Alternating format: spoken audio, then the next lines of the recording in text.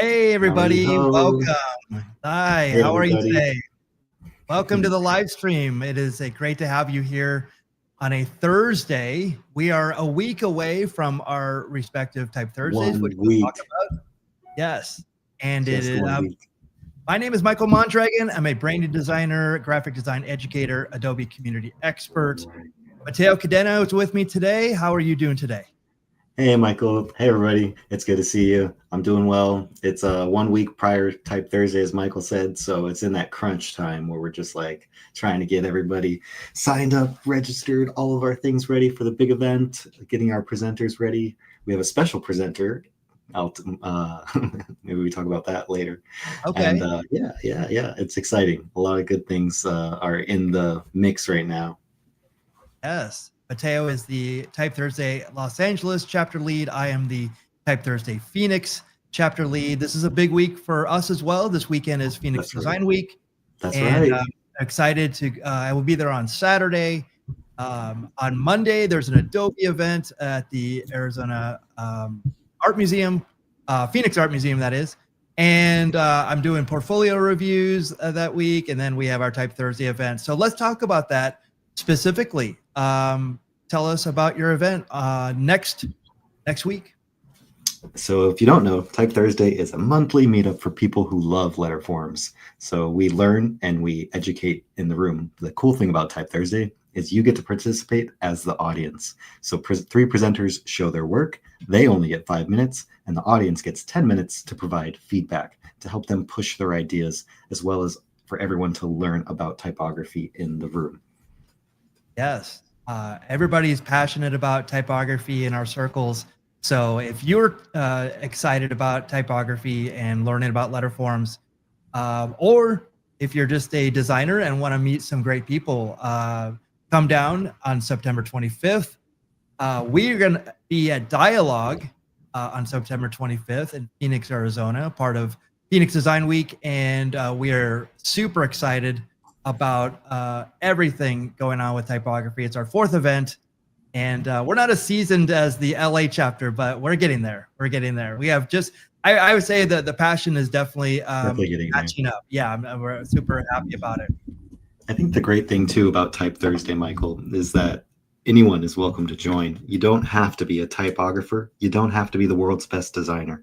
Anyone and everyone is welcome to participate, to share your ideas, your thoughts, your feedback. So if you've been shy your whole career, this is a place where you get to meet people. We're warm, we're welcoming, very different than any other event that you've ever been to. We're not, the big conglomerates. We're very warm and welcoming. So we let everybody have space in this place where we can connect with each other and share ideas. Yeah, it's a total safe space and a place where ideas come and they flourish, they grow, and we're happy to have everyone there. So our talk today is actually on building a brand narrative. So that sounds very daunting. Yeah. And what does that entail? And Oh my I gosh. wanted to give it an example on my side about how I was building a brand narrative for myself. Mm. And it was, when we talk about this, we have to say that, we have to really define it, because I could do this as a brand narrative as me as a person, me as a Mm. company, me as an artist, a designer, the things I do, and but a brand is like more than a logo, right? Yeah. It's the saying is it's what the story that people tell or talk about you behind your back. Like what is it? What do they think about you, right? And it creates an emotional connection when you see a lot of these.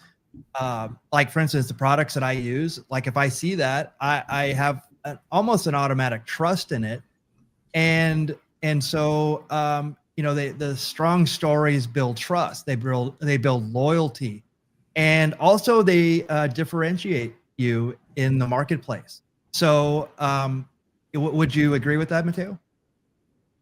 Absolutely. I think one of the best ways of thinking about a brand narrative that I ever heard was and it's very simple, if your brand was a person in the room and you were having a conversation, you were talking to them, what would your brand sound like? What would your brand be wearing? Clothes, right? What products would they be sporting? What glasses, t-shirts, pants, Yeah, watch, phone? And this identity of another almost like person in the room can help you visualize who your brand narrative could be and what you would want them to be, and then how informative or friendly or personable you want them to be, because sometimes brands can come off as too suit and tie, stiff, rigid, structured, right? And that may not be what your product or service calls for. So you've got to match, like Michael was saying here, is like this, there's so many different things and it can be really hard. You could brand yourself, or you could brand your core company, and then there's different ways to sort of assess based on that too, right? So your choices will be different depending on the situation. absolutely. And also like whenever I talk to clients about branding, I always say that they are their brand. So whatever the mark that I make for them, and the branding package that comes from that is actually a reflection of them.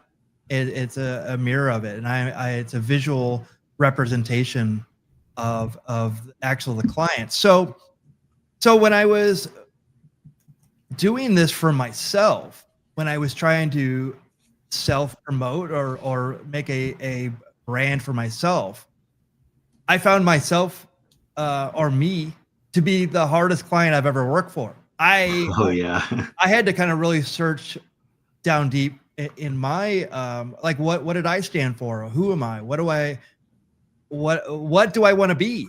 Right. And I started here. I fumbled. I didn't know what I wanted to be. And one of the things that I never really embraced was Hmm. my last name. And I get it all the time now. Like people love my last name. It's very unique, it's very memorable, and I never saw anything in it. And I'm not sure why. I think I didn't live up to the dragon part of it, or the perception of a dragon.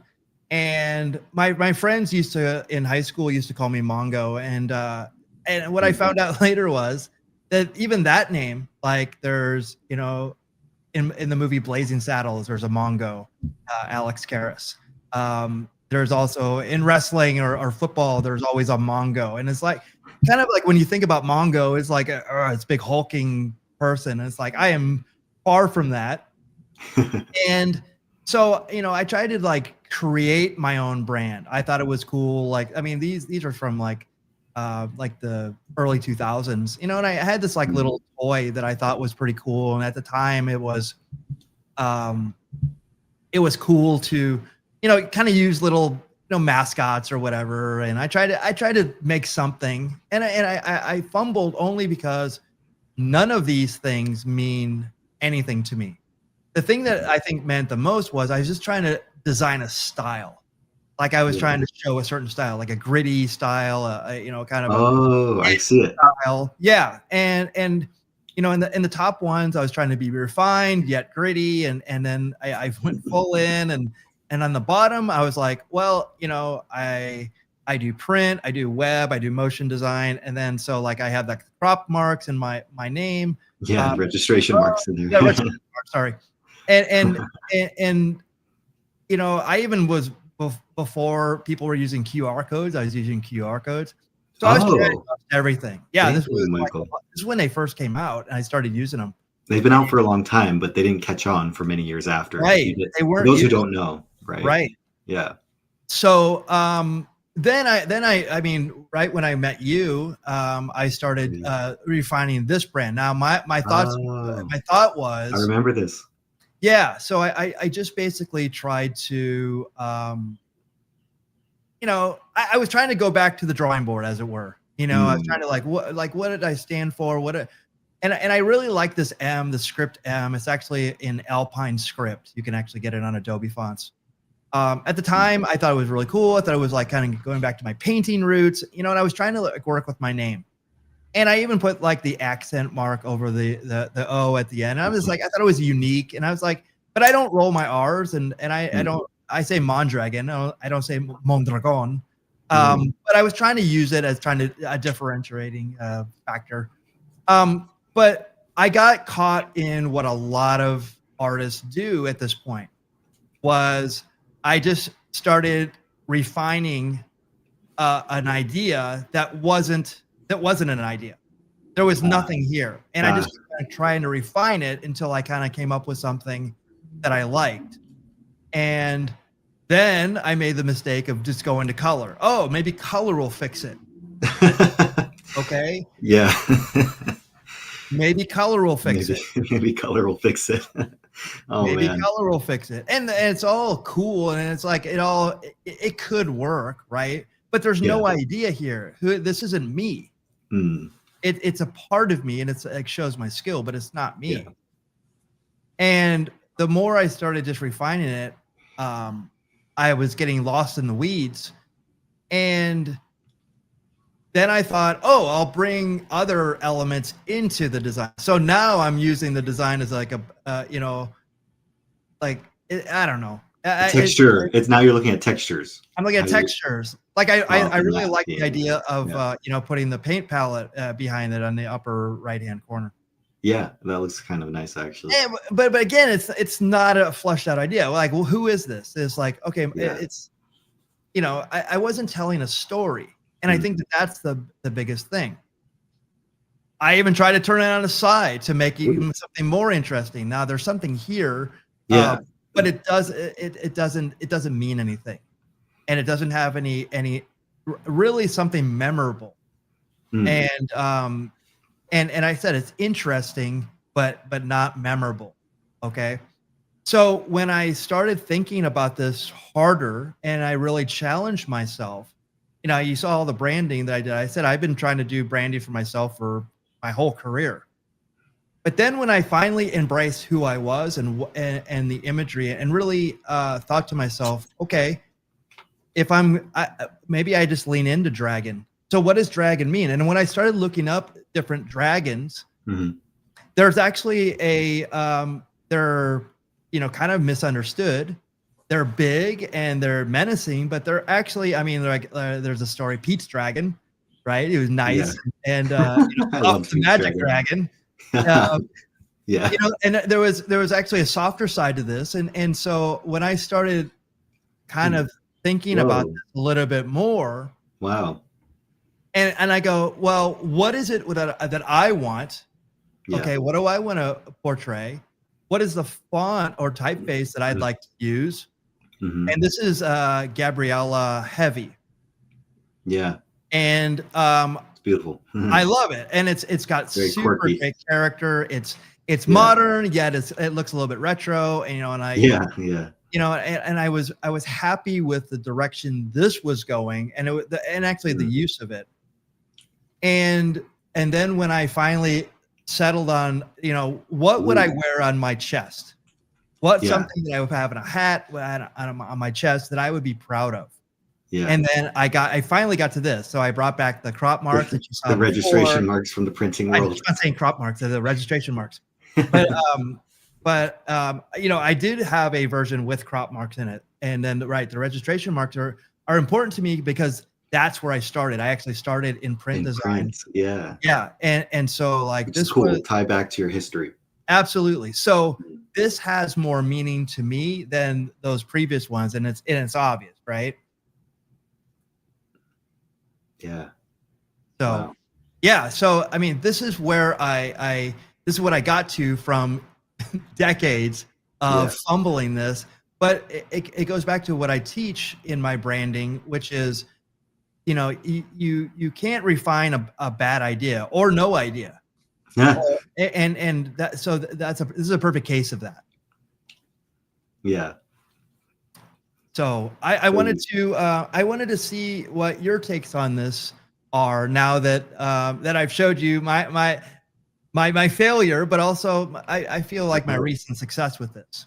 Oh, I love it. I mean, I love seeing the history. I love, if we go back to that very first spread of all of your designs from the beginning, the early like retro ideas, here you are.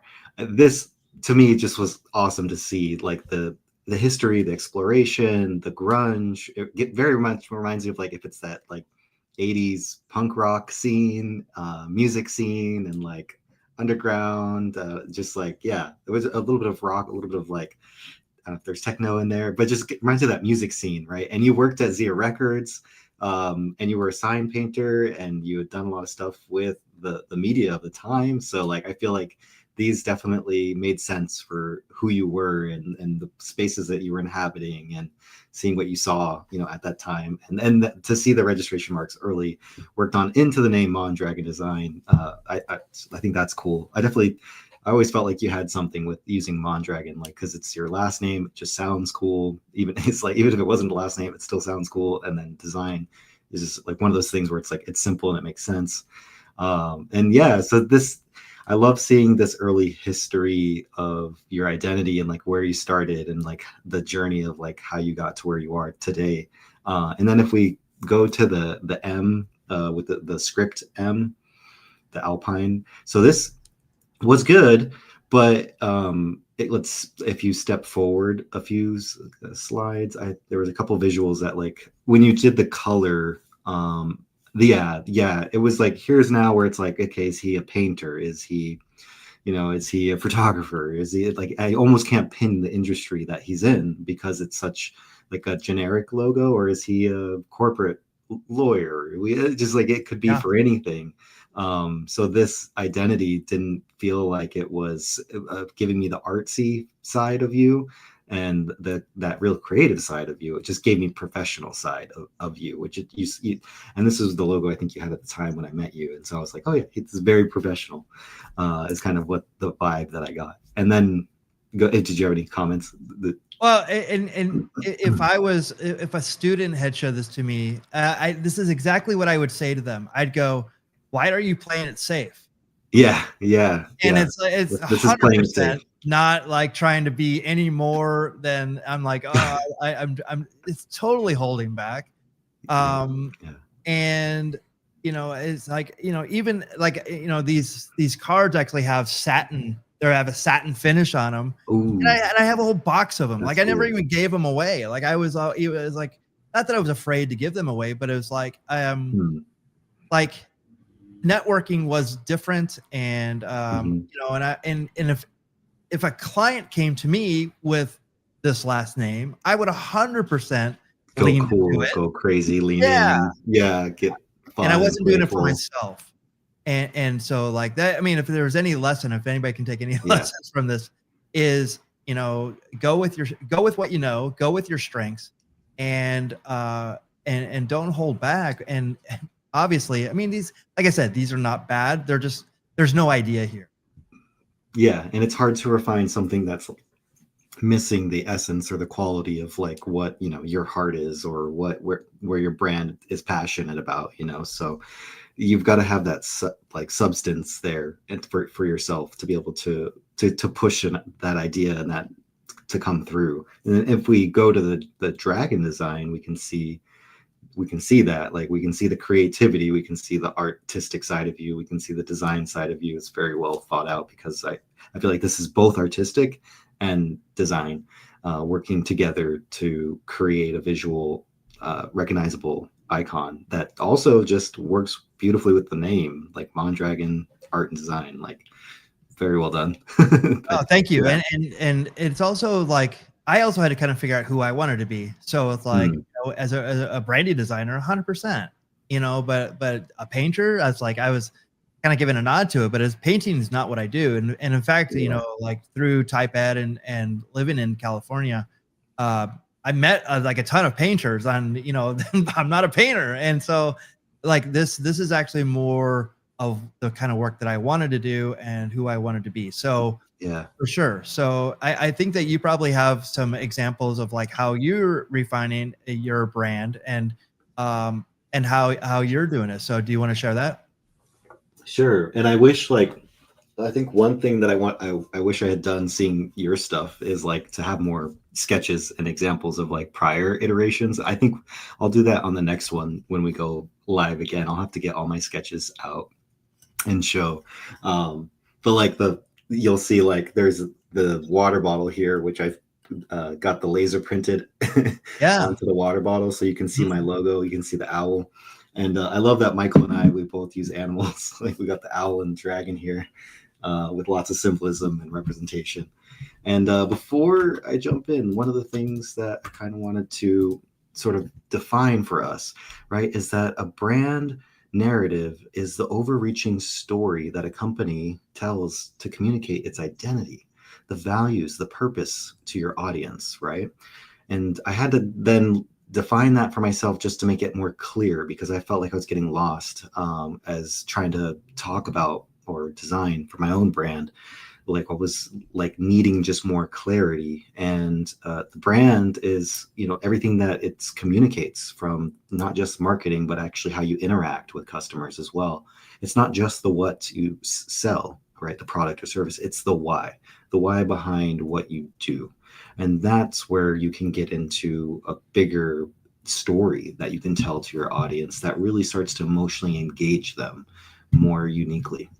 So with that in mind, I think I can share my screen here. Let me see. Get set up for the screen share. Boom, boom, boom. And we go into present mode. Just check what page I'm on the last page there. I think I might have gotten some things mixed around. Yep. I got to go back to the beginning of this one. There we go. Cool. So we're ready to share, and time to meet the Night Owl Design Studio. So throughout, let's see. Oh, there we go. This is the logo. Throughout my entire life, I've always been super inspired by technology and the internet and what the world could do and become when we had the power of technology and design to empower humanity. So the Night Owl Design Studio, from my perspective, is here to help you engage the world, to use technology as a way that you can empower your customers or engage your customers with whatever it is you're doing. And as an owl, I'm a guide. I'm a spiritual guide, as well as a professional guide, a creative guide to help you bring your ideas to life.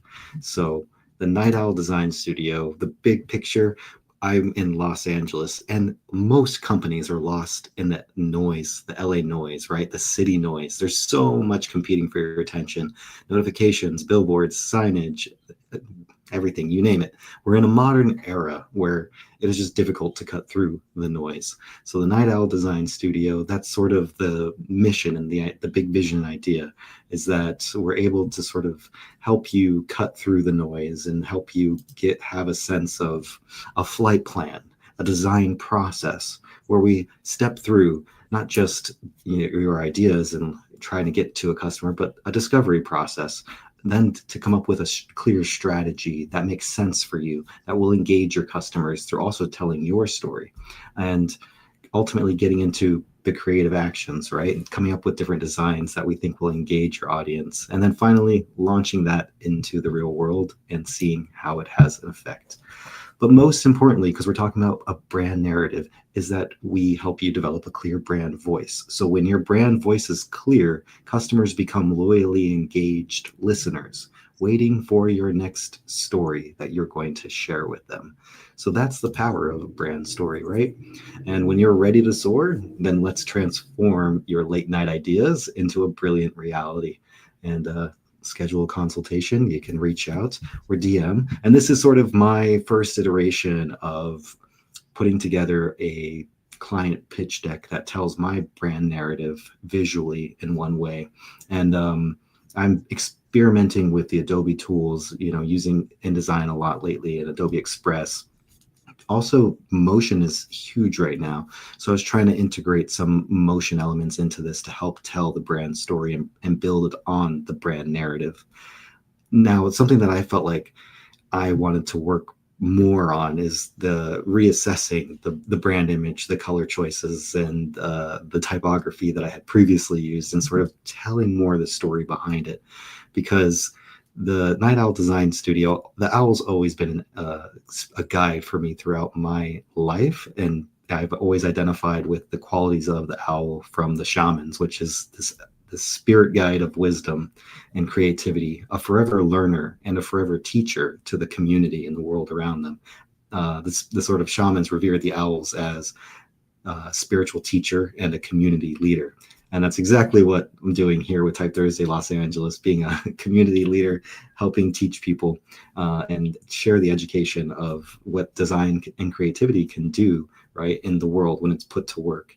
And I think the big why behind what I do has always been around using design to create new technologies that can actually empower humanity, right, and make a difference in the world at the end of the day, whether that's, engaging a customer or coming up with a new technology. But I truly believe we're in an era where we have these really powerful tools that can help us do all this problem solving way faster than we ever could before. So then why not apply those problem solving tools to helping the ecosystem, the world, the planet, sustainability, the biggest issues that humanity faces: hunger, homelessness, global climate crisis.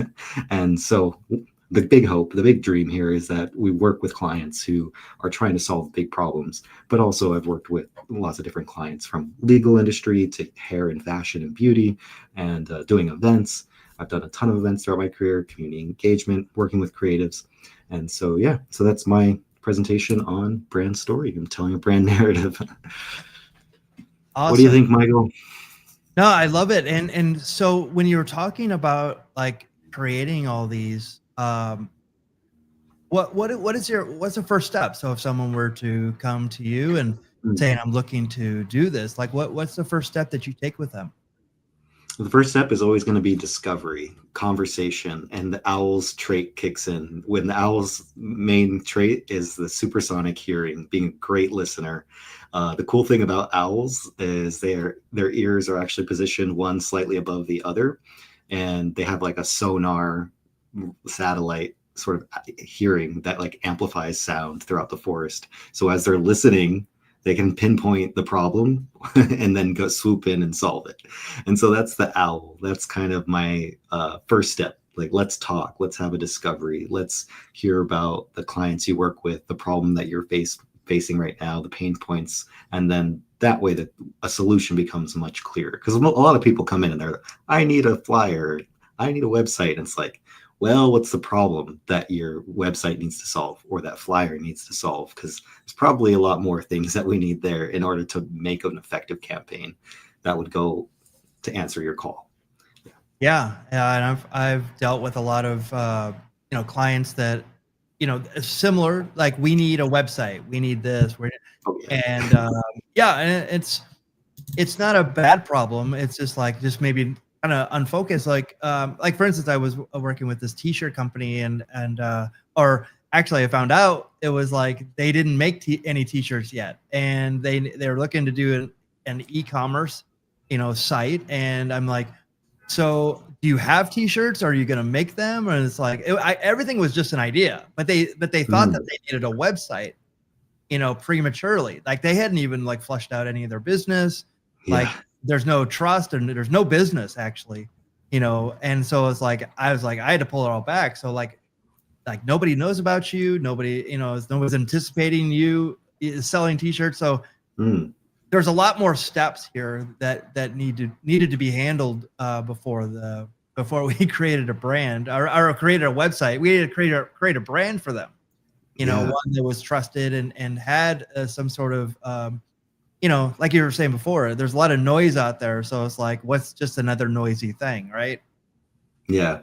What's just another noisy thing that's not going to actually catch someone's attention? And that's you hit on a good point here. A lot of clients will come with an idea, and the goal is to guide them from that idea to a reality that helps them engage the customer at the end of the day. So that's something that I've always tried to specialize in, is really talking, understanding, communicating, having an open channel of communication with the clients, and be able to understand more deeply the problem, because they always come with, here's what the problem is, but then when we go and research and start to understand, oh, there's actually 3 other problems behind this one that we've got to address before we can solve the one that's they think is top of mind. So that's kind of the specialty I think that I bring, is I love to teach my clients and educate them on the power of design, and so that everyone sort of changes their thinking to the same level of, okay, if we approach it from a problem solving perspective and an inquisitive perspective, then we can start to ask the more questions to reveal what's not being seen.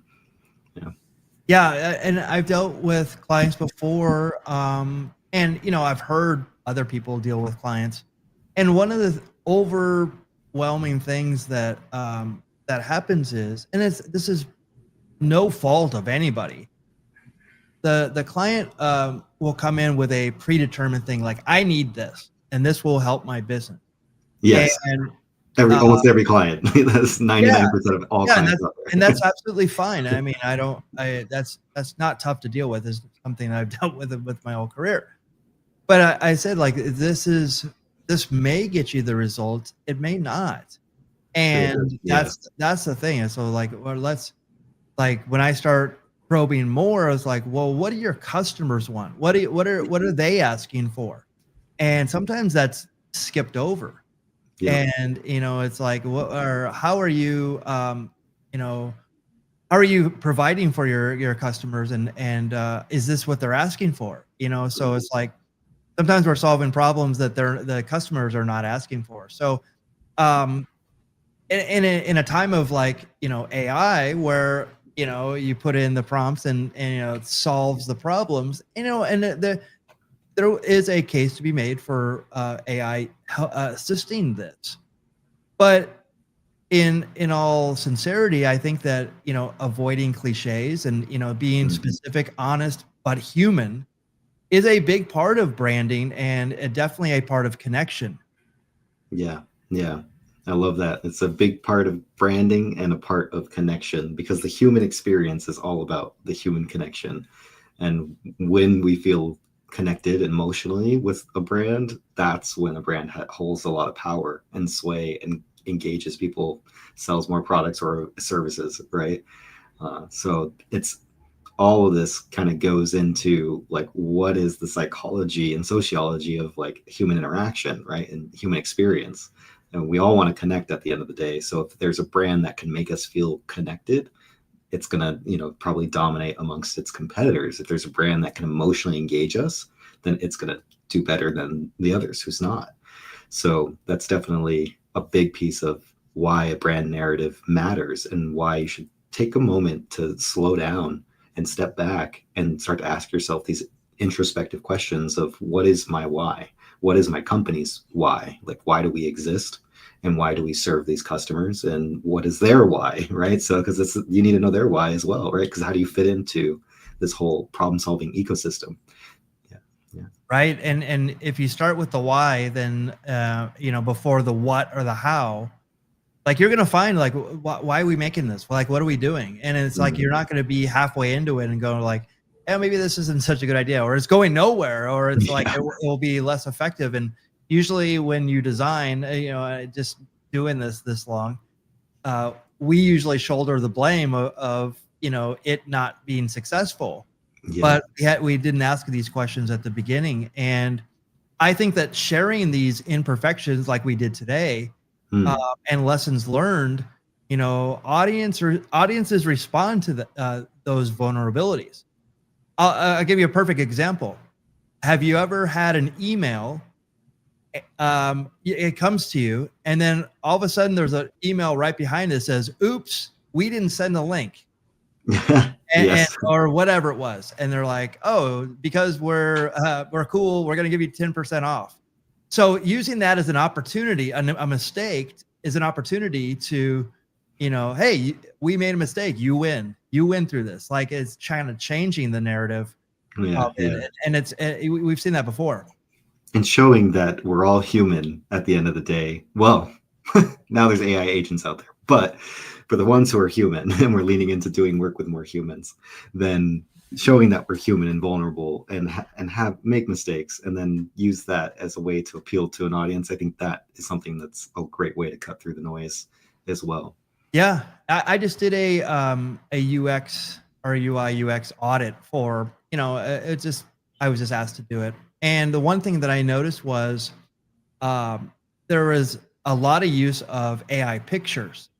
Mm. And so seeing that, it automatically registered with me that, you know, do they have customers? Does it have real people behind this company? So, you know, Uh, in this day and age, you know, yeah, it may be different in you know, in maybe a 10 years, 20 years, that that's all gonna be normal. But it's like right now, it's kind of like, oh, I can tell this is like a fake picture yeah, composited, you know, or yeah, you know what I mean? It's like, so when you're thinking about that as a business, like what else is manufactured here? You know, it's like, you know, are there mm, real people behind this? So, and for some companies, it makes sense. Um, hmm. but I think that the transparency of who you are and it can actually only help your brand. Yeah. Yeah, that's a good point about transparency. I think because, you know, our a lot of business is built on trust, you Mm. know, and when you want to purchase a brand, it's because you trust that brand, right? You know, you don't want to go purchase something that's going to break in 3 months, 6 months down the road, and you invested a lot of money into that thing, you know, or you don't want to buy a food that's going to make you sick and you're going to be, you know, sick for a week because you ate something wrong. So brands are really built on trust at the end of the day. And that's why a brand narrative is so important. Why? Because it helps you build trust with your customers as well as helps engage them emotionally. So that transparency and vulnerability of like, hey, we're human too, automatically helps build trust with your customers, you know, and start to help build a loyal community of folks around what you're trying to do as well. So I think brand narrative, you know, is something that's overlooked a lot, but as we if you keep your eyes open, you will see in advertisements, commercials, marketing, you'll see billboards, you'll see any kind of digital or print marketing that will start to stand out to you would be the ones that are have a brand narrative and are telling a brand story through all of those touch points. And if when you start to see that, boom, they're Yeah. doing good. And consistency matters too here because, you know, the same type of ad, you know, it will have to match up with a billboard. It Mhm. doesn't have to be exactly the same, but you know, that's where brands, when eventually when they get big enough, they can start exploring other avenues. But it's like when you're building your brand, you want that all, you want people to start seeing it like, oh, I've seen that before. I've seen that before. And so just getting that familiarity also kind of has a bit of, you know, honesty as well. And I think that I can't remember who said this. I would give them credit if I remember, but like you buying a product from a company is the ultimate endorsement of advertising or branding. Yeah, this is very true. So it's the investment. So yeah, so this is all the stuff that we're super passionate about when it comes to branding, typography, and we can gather here and talk more about this. So it's in Pasadena at is that at Art Center? I'm sorry. Yes, this will be hosted at Art Center, thanks to our partners HMCT. That's located in Pasadena, California. So we hope to see you all there for Type Thursday next Thursday. Definitely grab your tickets before Friday midnight because we've got the early bird tier 2 campaigns sale going on, so you can save some money and you can talk about typography, talk to me, talk to our friends, meet new friends, and geek out about this stuff in person, which is way better than being online behind screens. That's it. That's it. And what's the Instagram again? Instagram at Type Thursday LA. So follow us there. And I'm at Matheo, Matheo, Mr. Owl, MROWL. Nice, nice. And then we are at Type Thursday PHX. We will be at Dialogue next Thursday, 6:30 to 9:30. We're looking forward to it. And I'm on Instagram, Mondragon Design, and the QR code is right straight to my LinkedIn. So again, thank you so much for being here for these LinkedIn lives. We're also on YouTube and your Facebook, and so we're getting out there broadcasting. We want people to know about these branding issues, these typography issues. We're going to come back every week and just keep on talking about it because you know, there's a lot of noise out there. So let's talk typography instead, right? Yeah, let's talk typography. Let's cut through the noise. let's use brand narrative to tell a story and help engage, right? So, and if you need help, reach out to one of us, whether you're a student, emerging designer, or a client needs help, talk to us. We're down to share our stories, our experiences, our vulnerabilities, our mistakes. We've made a lot of them to learn how to be successful in what we do. So don't make more mistakes. Reach out to someone who can help you. Find a mentor, find a guide, and let's start making more brand narratives that cut through the noise.